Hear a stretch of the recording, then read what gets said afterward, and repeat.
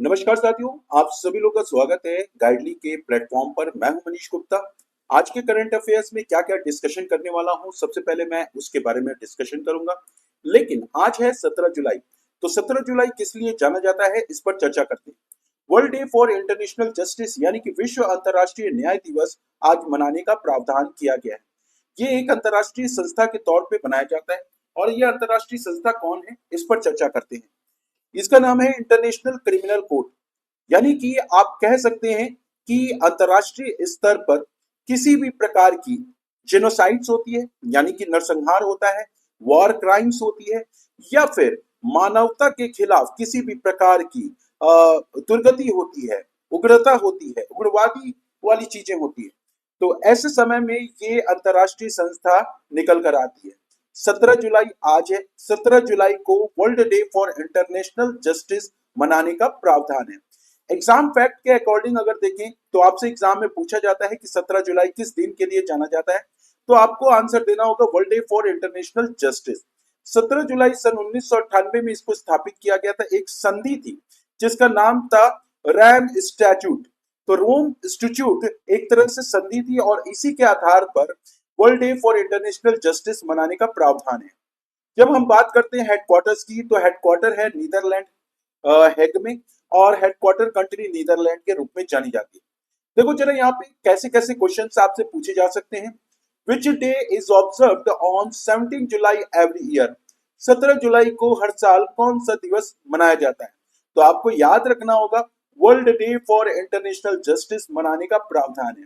इसके अलावा आपसे ऐसे क्वेश्चन पूछे जा सकते हैं, विश्व अंतर्राष्ट्रीय न्याय दिवस किस अंतर्राष्ट्रीय संधि से संबंधित है। The world day for international justice is associated with which international treaty. तो आपको याद करना होगा रोम स्टैट्यू। ठीक है, आप स्टैच्यू भी बोल सकते हैं, ये आपके ऊपर डिपेंड करता है अगर आप बोल नहीं पा रहे, जैसे कि मेरी भी जबान लड़खड़ा जा रही है। स्टैच्यूट बोला जाता है, तो रोम स्टैच्यूट।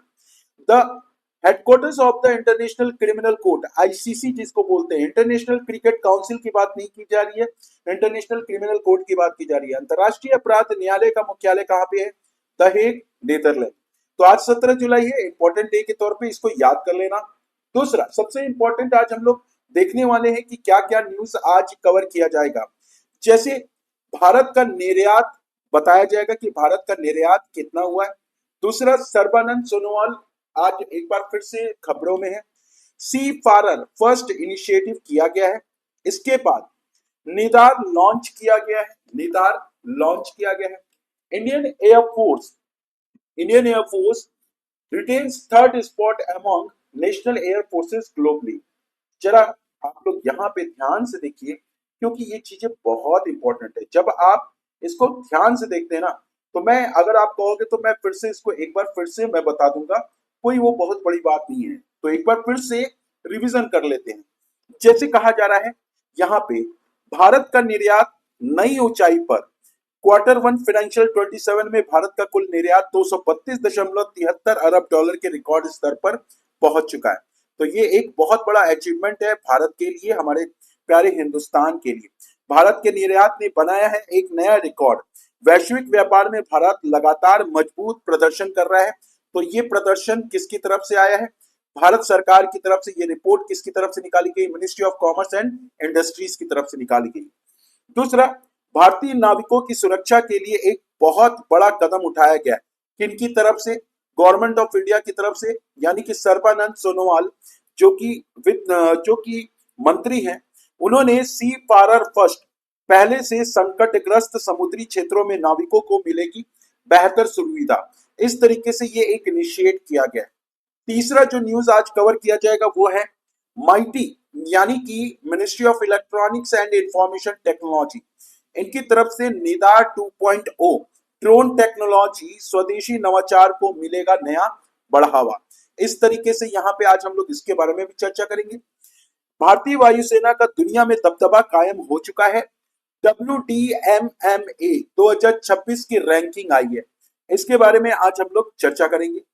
इसके अलावा भारत के नेतृत्व में बनाया गया नया विश्व रिकॉर्ड। कोडेक्स ने भारत की अगुवाई में 7 नए वैश्विक खाद्य अपनाए गए। ये क्या है, किस तरीके से है, स्टैंडर्ड क्या है, ये कोटेक्स स्टैंडर्ड क्या होता है, एग्जाम के पॉइंट ऑफ व्यू से क्या चीजें इंपॉर्टेंट है, इसके बारे में भी चर्चा करेंगे। अमेरिकी फेड में भारतीयों का बड़ा है प्रभाव। गुजरात की दो खास फसल जिसका नाम है उंजा क्यूमिन, क्यूमिन का मतलब होता है जीरा, ठीक है, और फेनिल का मतलब होता है सौंफ। पास पास खाते होगे तो उसमें सौंफ मिलता है। तो गुजरात की दो खास फसल जीआई टैग उंजा की जीरा और सौंफ को मिला है भौगोलिक पहचान का दर्जा। इनके बारे में आज चर्चा की जाएगी। इसके अलावा अमेरिकन फेड में यानी कि फेडरल रिजर्व की बात की जा रही है। यहाँ पे भारतीयों का बहुत बड़ा प्रभाव बढ़ चुका है। तीन भारतीय मूल के विशेषज्ञ जो कि अर्थशास्त्री हैं, उनको बड़ी जिम्मेदारी दी गई है। आज हम लोग इनके बारे में भी चर्चा करेंगे, क्योंकि डॉक्टर रघुराम राजन का जब नाम आता है ना, तो अपने आप चर्चा में विस्तार होना शुरू हो जाता है। इसके बाद जब हम आते हैं, बात करते हैं यहाँ पे सबसे इंपॉर्टेंट ज्ञानपीठ अवार्ड की, तो 2025 का ज्ञानपीठ अवार्ड जो कि 60वां संस्करण था, ये वितरित किया गया। इनको भी हम लोग देखेंगे। दिल्ली के मुख्यमंत्री जो है जिनका नाम है रेखा गुप्ता, उन्होंने मयूर मैस्कॉट का अनावरण किया। ये सारी की सारी बातें हम लोग चर्चा में लाएंगे, लेकिन उसके पहले आप सभी लोगों को मैं बता देता जो चलूं कि कोट हिंदी, कोट जो बेसिक प्रो और प्रो प्लस, तीन ऐसे आपके सिलेक्शंस के लिए प्रोग्राम लाए गए हैं जो आपको एक नया मुकाम देंगे। आप लोग अक्सर तैयारी करते हो बिना गाइडलाइंस के।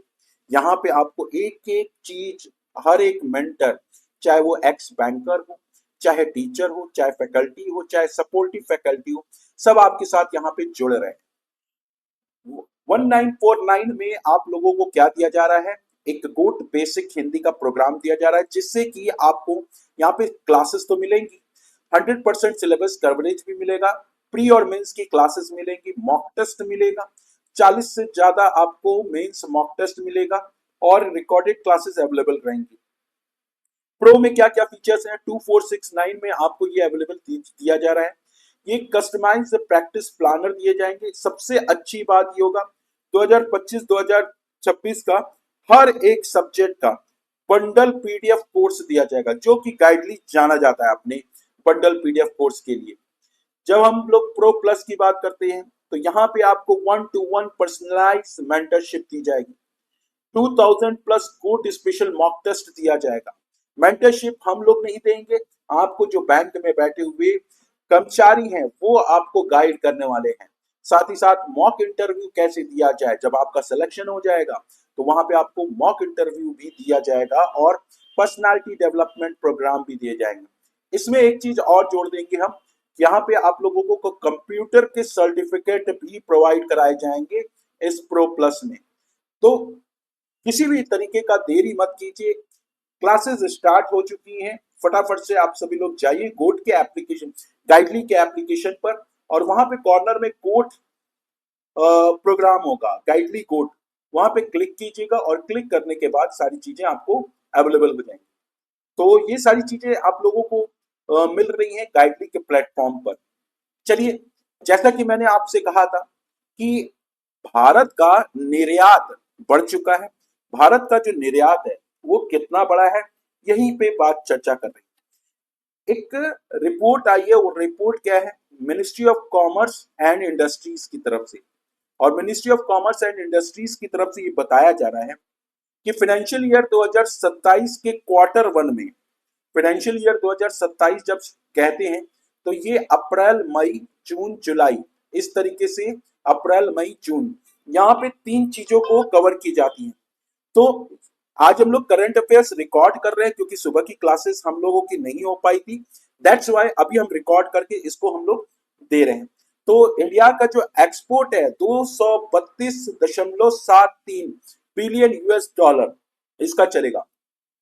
अब बात करते हैं यहाँ पे टोटल इंपोर्ट्स कितने हैं, 270.15 billion US dollar. Merchandise export यहाँ पे 129.32 बिलियन यूएस डॉलर, और service export 103.41 billion US dollar देखने को मिलेगा। ठीक है, तो अब सबसे पहली बात यहाँ पे एक्सपोर्ट की बात कर रहे हैं, तो फाइनेंशियल ईयर 2027 में क्वार्टर वन की 129.32 बिलियन यूएस डॉलर एक्सपोर्ट किया गया है। ये रिपोर्ट जो है बहुत ही इंपॉर्टेंट रिपोर्ट है। आपसे क्वेश्चन अलग अलग तरीके से क्वेश्चन पूछे जाएंगे, हम लोग यहाँ पे एमसीक्यू भी लेकर आएंगे। जैसा कि आप सभी लोग देख रहे हैं कि टॉप एक्सपोर्ट डेस्टिनेशन कौन बना है हमारे देश में सबसे ज्यादा।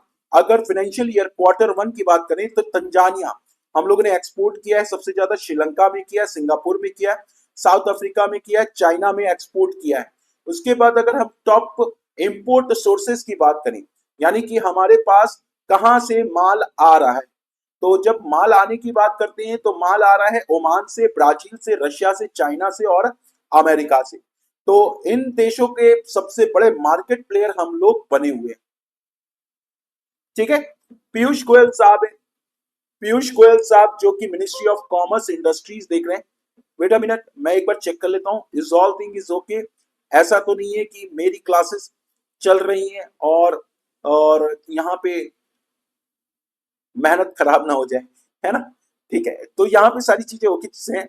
फिलहाल जब हम बात करते हैं 232.7 बिलियन यूएस डॉलर पिछले साल की तुलना में, पिछले साल के Q1 की तुलना में यहाँ पे 11.37% इंक्रीज हुआ है एक्सपोर्ट। साथ ही ministry of state Jitin Prasad है, इन्होंने पूरी की पूरी ट्रेड बैलेंस के बारे में बताई है कि ट्रेड बैलेंस हमारा इतना इतना चल रहा है। ट्रेड बैलेंस आप कह सकते हो, ट्रेड बैलेंस का मतलब क्या होता है इसको भी समझेंगे। ट्रेड बैलेंस का मतलब ये होता है कि जिस भी देश का आयात और निर्यात बराबर होता है या इंपोर्ट कम होता है एक्सपोर्ट ज्यादा होता है तो डेफिसिट्स होता है। यानी कि अगर इंपोर्ट ज्यादा हो रहा है एक्सपोर्ट कम हो रहा है तो ऑब्वियस सी बात है उस देश का ट्रेड डेफिसिट बढ़ जाएगा, यानी कि व्यापार घाटा बढ़ जाएगा। अगर एक्सपोर्ट इंपोर्ट कम हो रहा है और एक्सपोर्ट ज्यादा हो रहा है तो उस देश का जो ट्रेड सरप्लस में जाएगा, यानी कि जो व्यापार है वो फायदे में जाएगा। हालांकि जो अर्थशास्त्री होते हैं या जो इकोनॉमिक्स होते हैं वो बताते हैं कि इंपोर्ट भी जरूरी है और एक्सपोर्ट भी जरूरी है। तो इस तरीके से ये न्यूज निकल कर आती है। जैसा कि एक बार इंपॉर्टेंट की हाईलाइट के रूप में देख लेते हैं, फाइनेंशियल ईयर 2027 में भारत का कुल निर्यात कितना हो चुका है, 232.73 बिलियन यूएस डॉलर तक पहुंच चुका है।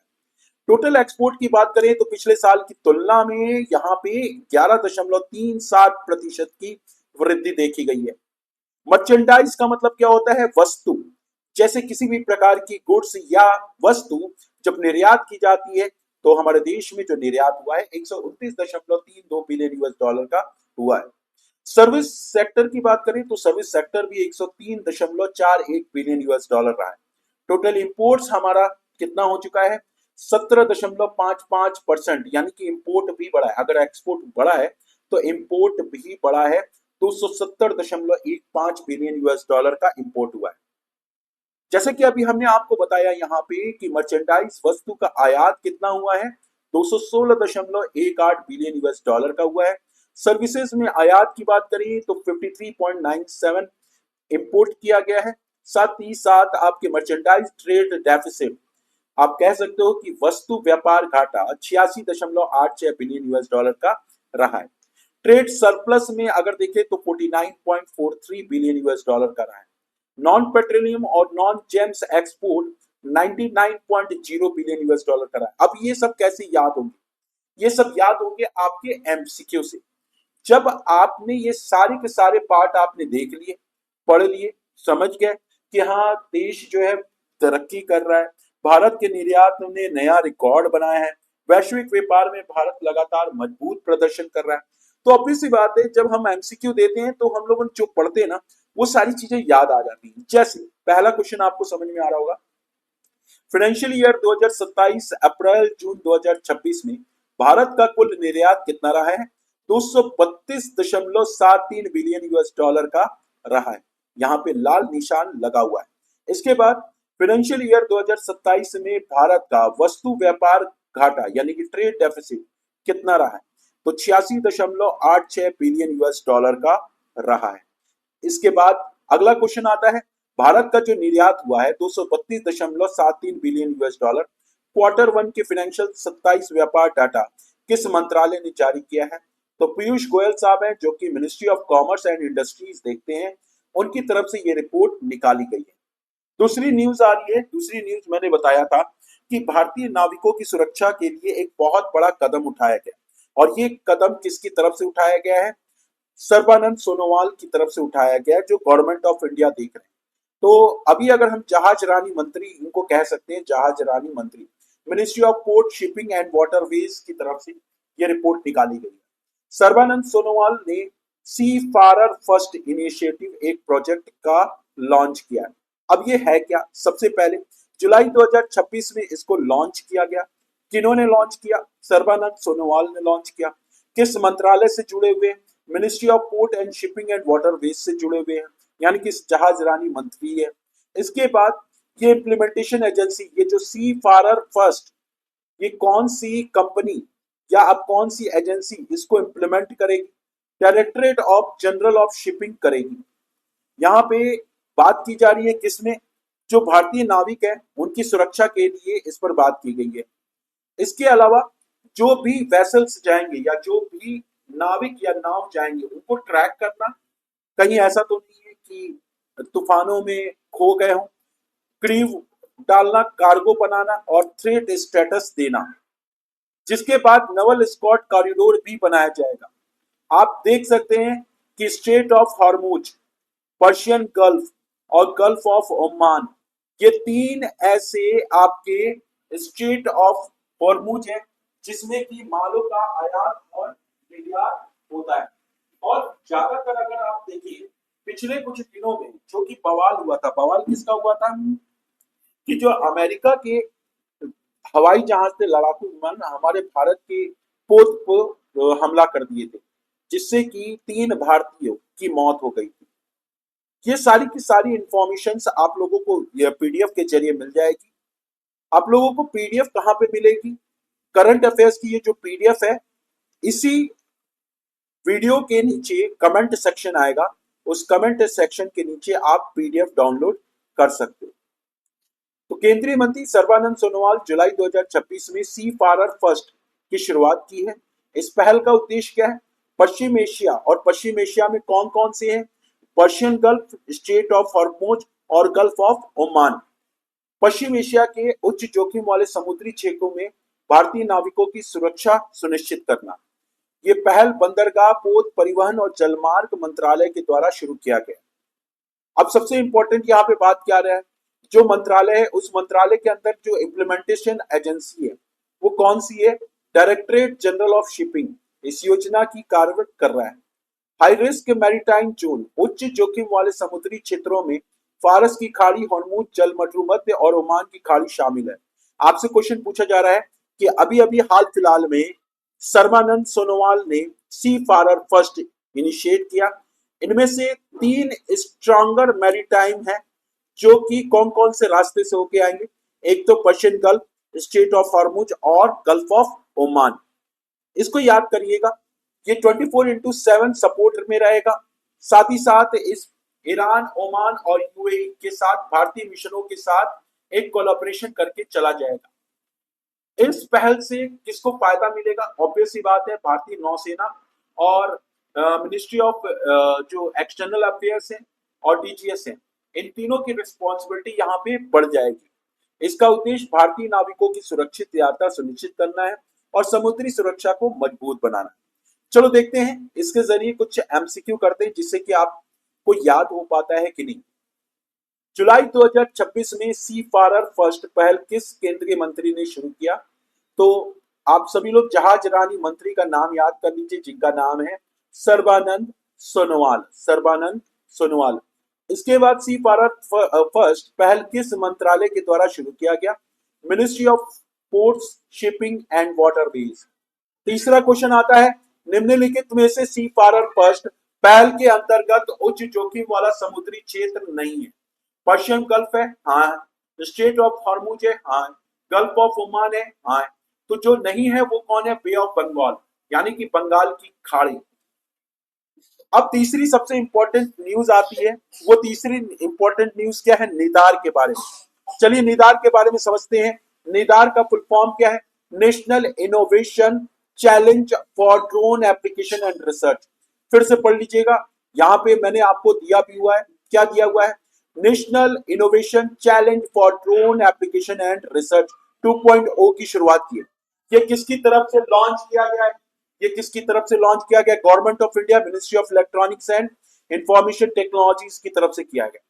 ड्रोन फेडरेशन इंडिया यहाँ पे सबसे पहल रख रहा है। इसके अलावा सबसे इंपॉर्टेंट बात क्या आ रही है? यहाँ पे इंपॉर्टेंट बात ये आ रही है कि ड्रोन टेक्नोलॉजीज को पूरी तरीके से स्वदेशी बनाया जाएगा। इसके अलावा इनोवेट किया जाएगा। इसकी हाईलाइटेड क्या है? यहाँ पे पर्टिकुलर कोल्ड ड्रोन कंपोनेंट लगाया जाएगा और वेगा प्रोसेसर्स लगाए जाएंगे। ये किसकी तरफ से स्थापित किया गया है? सीडेक की तरफ से, centre for development advance computing की तरफ से, जो कि एक गवर्नमेंट सेमी गवर्नमेंट एजेंसी की तरह काम करती है। अब यहाँ पे इंपॉर्टेंट क्या है कि जुलाई 2022 में इसको अप्रूव किया गया। इसका आउटलेट बजट 89.87 करोड़ है। अगले 5 सालों में यहाँ पे ड्रोन टेक्नोलॉजी निदार 2.0 को प्रमोट किया जाएगा। आइए समझते हैं। माइटी यानी कि ministry of electronics and information technologies की तरफ से ड्रोन फाउंडेशन इंडिया DFI ने स्वयान इनिशिएट किया है और इसी के तहत निदार 2.0 की लॉन्च की। निदार 2.0 जो है, इसका फुल फॉर्म है national innovation challenge for drone application and research. इसका आयोजन शुरुआत में 2026-2027 यानी कि जो अभी दौर चल रहा है उसी में किया गया।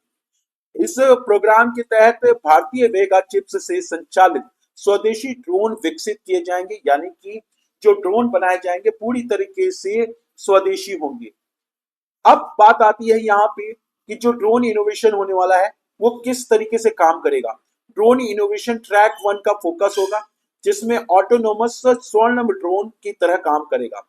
जैसे कि आपदा के समय बहुत, जैसे बाढ़ आ गया तो बाढ़ के समय आपदा आती है, तो आपदा के समय मेडिकल पार्सल डिलीवर करना या किसी भी तरीके के राहत सामग्री पहुंचाना ड्रोन के जरिए किया जाएगा। ट्रैक 2 का फोकस क्या है? कंपोनेंट इनोवेट करना, यानी कि फ्लाइट कंट्रोलर, ऑटो पायलट और इलेक्ट्रॉनिक कंपोनेंट को शामिल करना। वेगा प्रोसेसर को सीडेक के द्वारा बनाया जा रहा है, centre for development advance computing के द्वारा बनाया जा रहा है। Micro processor development programme RISC भी आर्किटेक्चर पे विकसित किया गया। रिस्क क्या है? जब आप लोग कंप्यूटर पढ़ते होंगे तो उसमें एक प्रोसेसर का नाम होता है, एक रिस्क और सिस्क। ठीक है, तो ये बेसिक तौर पर इसी आर्किटेक्चर पर आधारित है।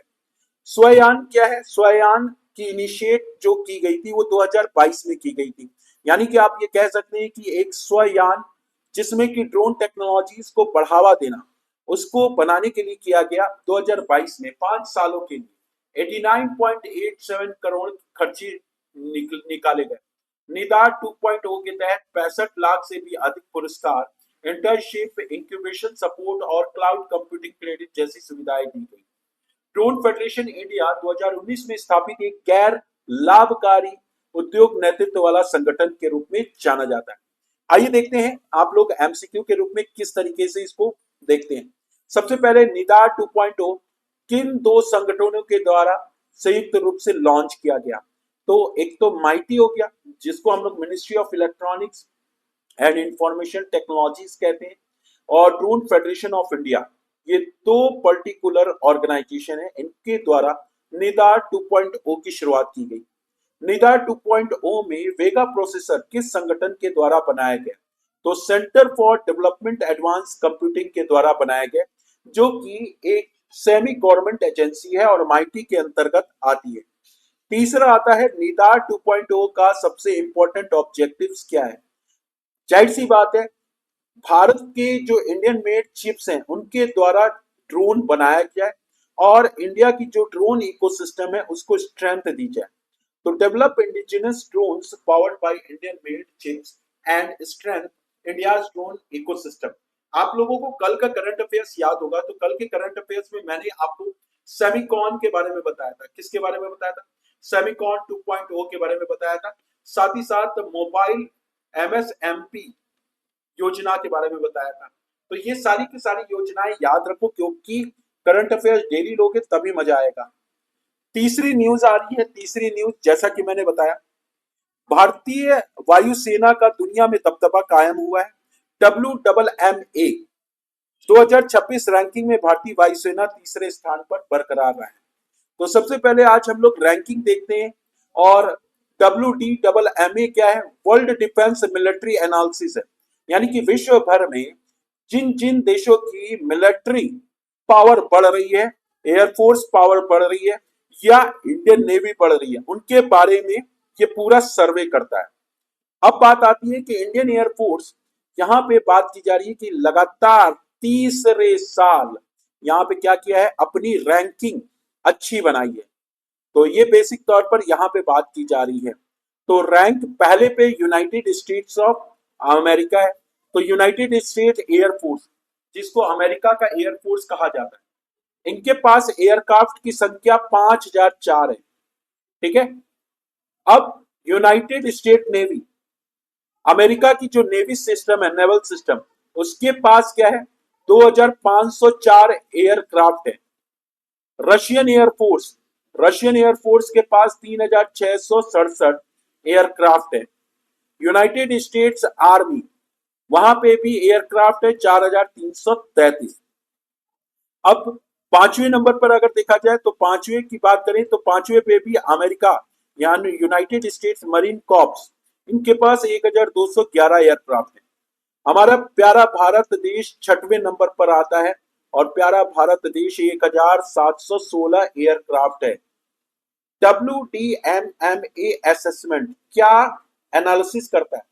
यहाँ पे एनालिसिस किया गया है पूरे 103 देशों के बीच में, 103 देशों के बीच में, और 103 देशों के बीच में कहा जा रहा है कि 129 एयर सर्विसेज, जैसे इंडियन एयरफोर्स हो गया, यूनाइटेड स्टेट एयरफोर्स हो गया, यूनाइटेड स्टेट नेवी एयरफोर्स हो गया, रशियन एयरफोर्स हो गया, यूनाइटेड स्टेट आर्मी एयरफोर्स हो गया, यूनाइटेड स्टेट मरीन कॉर्प्स हो गए, ऐसे ऐसे 129 एजेंसीज हैं। उनमें क्या किया गया है, एनालिसिस किया गया है। 48,000 से भी ज्यादा एनालिसिस किए गए। इन सब में एनालिसिस का मकसद क्या था कि भाई पावर दिखना, कितने कितने इंडियन एयरफोर्स के पास है। तो इंडियन एयरफोर्स के पास इस वक्त चॉपर या आप कह सकते हैं हेलीकॉप्टर 498 है, MI-17 हेलीकॉप्टर 222 है, 111 यहाँ पे बात करेंगे HAL ध्रुव रुद्रा है, ट्रांसपोर्ट एयरक्राफ्ट 262 है, 364 ट्रेनर एयरक्राफ्ट है। अगर हम एयरफोर्स की बात करें, अदर पावरफुल एयरफोर्स की, तो 756 एयरक्राफ्ट जापान के पास है, इजराइल के पास 581 एयरक्राफ्ट है और फ्रांस के पास 511 एयरक्राफ्ट है। पाकिस्तान की बात करें तो पाकिस्तान 18वें नंबर पर आता है और बांग्लादेश 83वें नंबर पर आता है। चलिए, यहाँ पे भारतीय वायुसेना ने world directory modern military aircraft 2026 ranking में विश्व की राष्ट्रीय वायुसेना में तीसरा स्थान बरकरार रखा है। साथ ही साथ भारतीय वायुसेना 2022 से लगातार पांचवें साल चीन की पीपल्स लिबरेशन आर्मी एयरफोर्स से आगे रही है। भारतीय वायुसेना को ग्लोबल एयर आर्म्स रैंकिंग में छठवां स्थान प्राप्त हुआ है और ट्रू वैल्यू रेटिंग 69.4 रहा है। भारतीय वायुसेना के पास 1716 सक्रिय विमान रहे हैं। ग्लोबल एयर आर्म्स रैंकिंग में रशियन एयरफोर्स तीसरे स्थान पर रहा है। WDMMA जो है 103 देशों की 129 वायुसेना का मूल्यांकन किया गया, जिसमें कि विमान की गुणवत्ता, तकनीक, लॉजिस्टिक, आधुनिकीकरण, परिचालन क्षमता के आधार पर करता है। WDMMA 2026 रैंकिंग में अमेरिका पहले स्थान पर रहा है। इंडियन एयरफोर्स के पास 498 हेलीकॉप्टर, 282 परिवहन विमान और 374 प्रशिक्षण विमान शामिल है। इंडियन एयरफोर्स के पास 222 MI-17 हेलीकॉप्टर भी है और 111 स्वदेशी हिंदुस्तान एरोनॉटिक्स लिमिटेड के ध्रुव और रुद्र हेलीकॉप्टर है। WDMMA रैंकिंग ये भी बताता है कि विश्व की सैन्य वायुसेना में भारत की उपलब्धि बहुत तेजी से बढ़ी है और यहाँ पे समग्र युद्ध क्षमता बढ़ी है भारत। चलिए देखते हैं, आप लोगों का टेस्ट कर लेते हैं कि आप लोगों ने कितना अच्छा इसको एनालिसिस किया है। पहला क्वेश्चन आ रहा है, जरा देखो। रैंकिंग के अनुसार भारतीय वायुसेना इंडियन एयरफोर्स विश्व की राष्ट्रीय वायुसेना में कौन सा स्थान प्राप्त हुआ है? तो तीसरा स्थान प्राप्त हुआ है। WDMMA का फुल फॉर्म क्या है? World directory of modern military aircraft. WDMMA ranking में भारतीय वायुसेना इंडियन एयरफोर्स लगातार कितने सालों से चीन की पीपल्स लिबरेशन आर्मी एयरफोर्स से आगे रही है? तो 5 साल आगे रही है। Global air global air power ranking किस संगठन के द्वारा जारी की जाती है? Global air power ranking WDMMA यानी कि world directory of modern military aircraft के द्वारा जारी की जाती है। आइए अगली न्यूज देखते हैं। ये न्यूज क्या बताता है? सॉरी, अगली न्यूज ये बताता है कि सबसे इंपॉर्टेंट कि भारत के नेतृत्व में एक नया विश्व रिकॉर्ड बनाया गया। कोडेक्स जो एक स्टैंडर्ड है, जैसे मानक होता है आईएसओ प्रमाणित, आईएसआई प्रमाणित होता है ना, ठीक उसी तरीके से एक कोडेक्स स्टैंडर्ड है। और ये कोडेक्स स्टैंडर्ड में 7 नए वैश्विक खाद्य बनाए गए। इसमें किसका किसका नाम आ रहा है? सूखा धनिया, dried coriander, fresh curry leaves, तेज पत्ता, vanilla, large cardamom, safe water use, chicken meat safety, food labelling. अब ये सेंस जो सेशन हुआ है, ये 49वां सेशन है, यानी कि जो स्टैंडर्ड दिया गया है, 7 कोडेक्स स्टैंडर्ड भारत को दिए गए हैं और 49 कोडेक्स यहाँ पे CAC49 के नाम से जाना जाएगा। ये बेसिक तौर पर जो स्टैंडर्ड की बैठक हुई है CAC49 कोडेक्स 7 कोडेक्स स्टैंडर्ड, जो कि एक स्टैंडर्ड दिया गया है कहाँ पे? जिनेवा स्विट्जरलैंड में। आइए देखते हैं। भारत ने 49वें कोडेक्स एलिमेंटेरियस कमीशन CAC49 में 7 कोडेक्स स्टैंडर्ड को सफलतापूर्वक बना लिया। CAC49 की बैठक जिनेवा स्विट्जरलैंड में की गई थी। भारत के जो 7 जो चीजें हैं वो क्या क्या है? एक तो सूखा धनिया है, ताजी जो करी पत्ता होता है, साथ ही साथ मान ये इसको एक एडॉप्शन दिए गए 7 मानक, जैसे कि धनिया के बीज, करी का पत्ता, वनीला, बड़ी इलायची, सुरक्षित जल, चिकन मांस सुरक्षा, फूड लेबलिंग, ये सारी चीजें शामिल की है। भारत ने काजू गिरी, जिसको कैश्यू कर्नल भी बोला जाता है, उसको नए कोडेक्स स्टैंडर्ड पर भी काम करना शुरू कर दिया। भारत के प्रतिनिधि की तरफ से, यानी कि भारत का जो रिप्रेजेंटेशन था वो किसकी तरफ से दिया गया था? भारत की जो रिप्रेजेंटेशन FSSAI यानी कि food safety and standard authority of India की जो CEO है, जिनका नाम है रजित पुन्हाणी, उनकी तरफ से दिया गया था। कोडेक्स एलिमेंटेरियस कमीशन की स्थापना 1963 में WHO के रिकमेंडेशन और फूड एग्रीकल्चर ऑर्गेनाइजेशन के रिकमेंडेशन से किया गया था। भारत 1964 से कोडेक्स एलिमेंटेरियस कमीशन का सदस्य है। कोडेक्स एलिमेंटेरियस कमीशन में 189 देश शामिल है, ठीक है, 188 देश हैं और एक यूरोपियन देश है। चलो देखते हैं इसके बारे में MCQ। 49वें कोडेक्स एलिमेंटेरियस कमीशन में भारत के नेतृत्व में कितने कोडेक्स स्टैंडर्ड शामिल किए गए? ऑब्वियस सी बात है 7। नेक्स्ट, कोडेक्स एलिमेंटेरियस कमीशन की स्थापना संयुक्त रूप से किन 2 संगठनों के साथ की गई है? WHO यानी कि वर्ल्ड हेल्थ ऑर्गेनाइजेशन और फूड एंड एग्रीकल्चर ऑर्गेनाइजेशन। अब आते हैं गुजरात की बात करते हैं। गुजरात की 2 सबसे बड़ी खास फसल GI टैग मिला है। और GI टैग, जैसे हम लोग दाल पीते हैं ना, दाल खाते हैं तो उसमें जीरे का तड़का देते हैं, पास पास खाते हैं तो उसमें सौंफ मिलता है। जीरे को क्यूमिन बोलते हैं और सौंफ को फेनल बोलते हैं। किसकी तरफ से ये पर्टिकुलर GI टैग दिया गया है? Geographical indication registry. आपको याद होगा मैंने अभी कुछ दिन पहले GI टैग के बारे में बताया था कि जब भी किसी पर्टिकुलर वस्तु को GI टैग दी जाती है तो वो 10 साल तक उसकी मान्यता होती है। कितनी? 10 साल तक उसकी मान्यता होती है। लेट मी चेक, एक बार मेरे को चेक कर लेने दो कि वॉइस क्लियर है कि नहीं आ रही है, क्योंकि ये बहुत इंपॉर्टेंट हो जाता है जब मैं पढ़ाता हूँ और जब रिकॉर्डिंग वे में, क्योंकि आप लोगों की करंट अफेयर्स की क्लासेस लाइव चलती हैं। सुबह की 6 बजे की क्लासेस होनी थी, लेकिन सुबह की 6 बजे की क्लासेस में इंटरनेट की वजह से, इंटरनेट की दिक्कत होने की वजह से ये क्लासेस हो नहीं पाई। तो फिलहाल ये क्लासेस आप लोग को अपलोड की जा रही है और आप लोग रिकॉर्डेड फॉर्म में इसको देखेंगे और कल सुबह 6 बजे आप लोग जरूर करंट अफेयर्स की क्लासेस देखेंगे। यहाँ पे बात की जा रही है GI प्रोडक्ट तो टोटल अगर हम देखें तो टोटल GI प्रोडक्ट यहाँ पे सपोर्टेड किया गया 176, नए GI रजिस्ट्रेशन किए गए 28। चलिए एक एक करके इस पे हम लोग हाईलाइट देखते हैं। गुजरात का जो ऊंझा जीरा है और ऊंझा सौंफ है, उसको जीआई टैग प्राप्त हुआ है। GI tag geographical indication registry के द्वारा प्रदान किया जाता है। ऊंझा जो है गुजरात के मेहसाणा जिले में स्थित है और इसमें भारत की मसाला राजधानी के रूप में भी कहा जाता है। यानी कि भारत की मसाला राजधानी कौन सी है? जी हाँ, गुजरात के रूप में गुजरात की मेहसाणा जिला। ऊंझा जिला जो है बहुत तेज सुगंध करता है, साथ ही साथ एसेंशियल ऑयल की मात्रा के लिए भी प्रसिद्ध है। जो सौंफ है भारत के सबसे बड़े सौंफ उत्पादक क्षेत्र से आती है और अपनी मीठी सुगंध और हरे रंग के लिए प्रसिद्ध है। जीआई टैग उन उत्पादों को दिया जाता है जो किसी विशेष भौगोलिक क्षेत्र से जुड़े होते हैं। आप लोग सौंफ के बारे में, जैसे कि किसी भी रेस्टोरेंट में जब आप खाना खाते हैं तो खाना खाने के बाद जो शेफ होता है वो सौंफ लेकर आता है।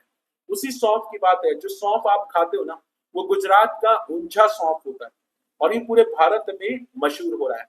नाबार्ड के द्वारा ये पर्टिकुलर चीजें प्रमोट की जा रही है। 10 साल जीआई टैग की वैधता होती है। दार्जिलिंग टी इंडिया का भारत का पहला जीआई टैग दिया गया था, जो कि 2004 में दिया गया। जुलाई 2026 तक भारत के पास टोटल 822 जीआई टैग हो चुके हैं।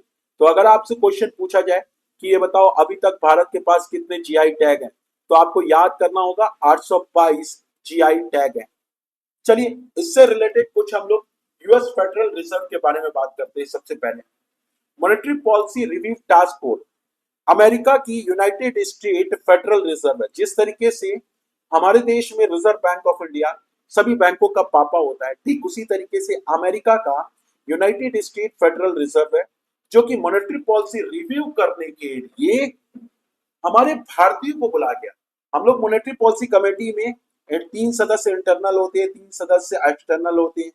बहुत सारी चीजों को हम लोग पढ़ते रहते हैं, लेकिन यहाँ पे 3 भारतीय मूल के एक्सपर्ट का नाम यहाँ पे आ रहा है। पहले तो आरबीआई के पूर्व गवर्नर जिनका नाम था डॉक्टर रघुराम राजन। यहाँ पे इनकी जो डिजिग्नेशन है वो चेयरमैनशिप के रूप में है। ये आरबीआई के गवर्नर के रूप में जाने जा चुके हैं। इनका काम क्या होगा? बैलेंस शीट पॉलिसी को देखना और साथ ही साथ अमेरिका की जो फेडरल रिजर्व है उनकी कॉस्ट बेनिफिट और इंस्टीट्यूशनल वाइज इंप्लीमेंटेशन करना। राज शेट्टी ये प्रोफेसर है इकोनॉमिक्स के, कहाँ पे? हार्वर्ड यूनिवर्सिटी में, और इनका काम है पूरे डेटा को एनालिसिस करना।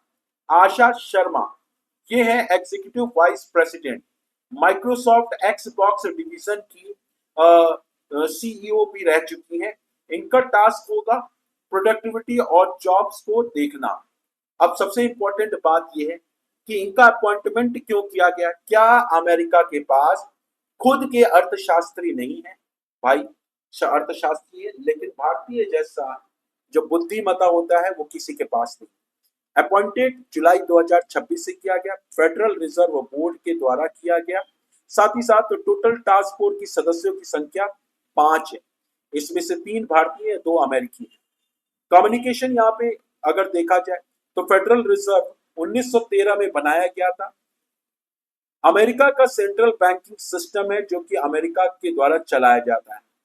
ये बेसिक तौर पर फ्रेमवर्क बनाया गया अगले 5 साल के लिए।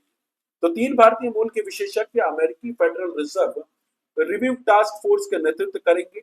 इन टास्क फोर्सों की घोषणा जुलाई 2026 में की गई। आरबीआई के गवर्नर पूर्व governor Raghuram Rajan balance sheet policy task force की अध्यक्षता करेंगे। हार्वर्ड यूनिवर्सिटी के जो अर्थशास्त्री प्रोफेसर है राज शेट्टी डेटा टास्क फोर्स का नेतृत्व करेंगे। आशा शर्मा प्रोडक्टिविटी और जॉब टास्क फोर्स का नेतृत्व करेंगे। फेडरल रिजर्व ने अपनी मौद्रिक नीति की समीक्षा के लिए कुल 5 सदस्यों की नियुक्ति की गई है।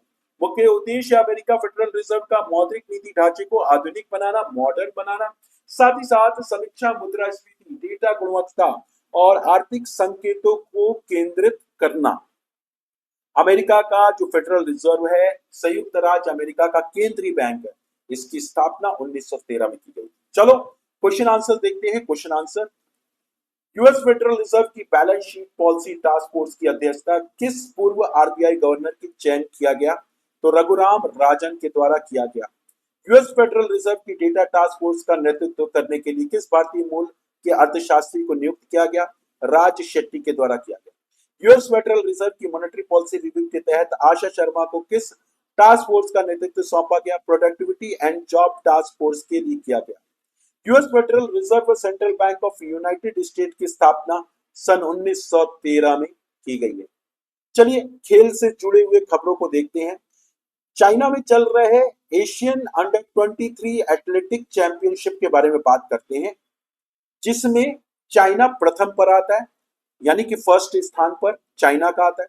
इन्होंने 23 गोल्ड, 17 सिल्वर और 12 ब्रॉन्ज जीते, टोटल 52 मेडल जीते। जापान दूसरे पे आता है, 7 gold, 8 silver, 7 bronze, 22 total. Uzbekistan तीसरे पे और चौथे नंबर पर हमारा प्यारा भारत, 3 गोल्ड, 4 सिल्वर और 9 गोल्ड के साथ टोटल 16 मेडल लेकर बैठे।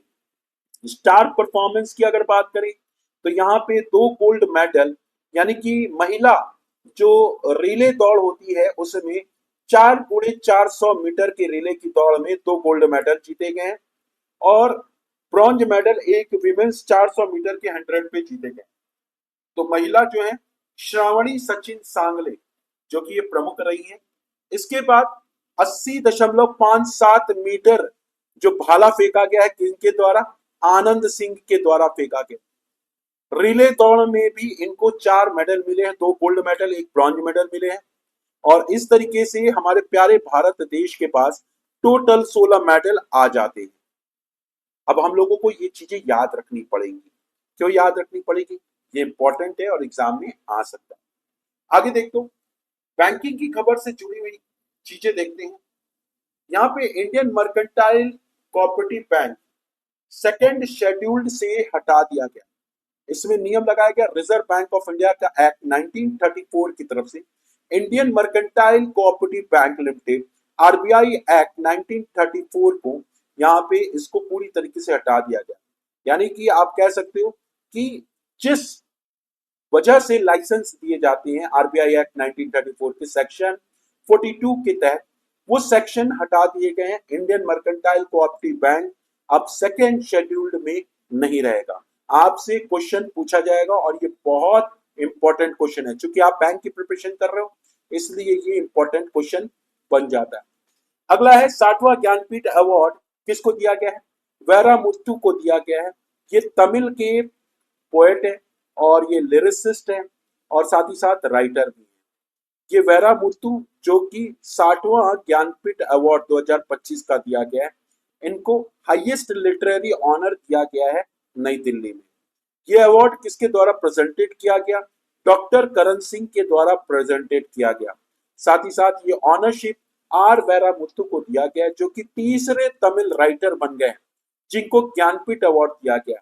24 साल के बाद पहली बार जब तमिल के जो राइटर थे वो 1975 में दिया गया, फिर जय कंथन 2002 में दिया गया और फिर वीर मुत्तु को 2025 में दिया गया। अवार्ड की राशि कितनी है? 11 लाख कैश प्राइज दिए जाते हैं।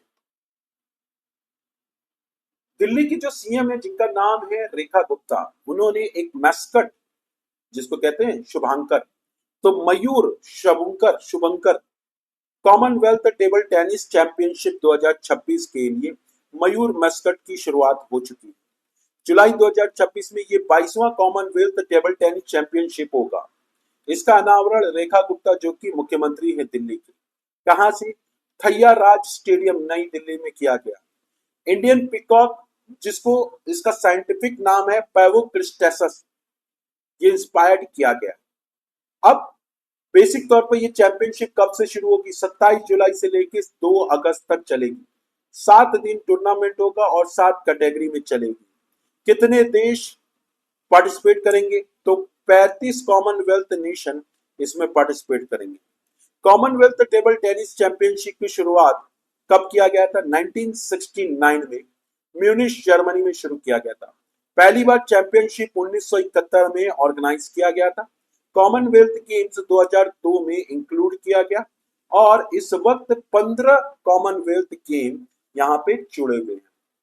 इस तरीके से इंपॉर्टेंट चीजें आप लोगों को यहाँ पे मिल गई हैं। उम्मीद करते हैं कि आज के सेशन में आप लोगों ने काफी एंजॉय किया होगा।